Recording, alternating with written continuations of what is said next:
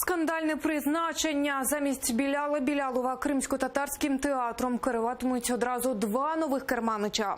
Директором призначили Меджиде Мельгазієву, а художнім керівником став актор Ельдар Джелілов. Колектив театру шокований такою звісткою, адже Мельгазієва раніше працювала заступницею директора з питань глядачів і жодного стосунку до творчості не має. Окрім того, стало відомо, що її син Ділявер працює заступником міського голови Керчі. Нині призначений художнім керівником Ельдар Джелілов працює в театрі вже 8 років. Колеги по сцені називають його талановитим та амбіційним актором.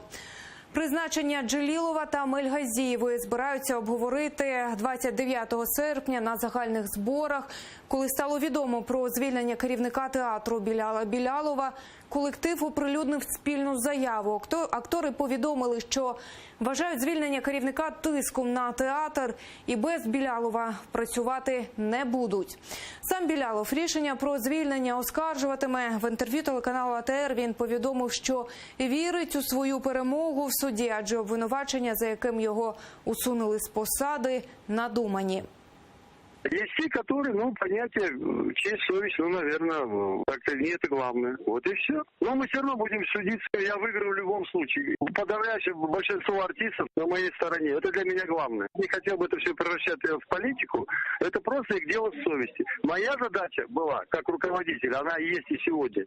Это единственный театр в мире крымских татар. И мы должны сохранить это единственное место, где звучит наш язык, наша культура, наша ментальность, наша музыка, наши танцы. Если уже этого не будет, то будет полностью все нивелировано.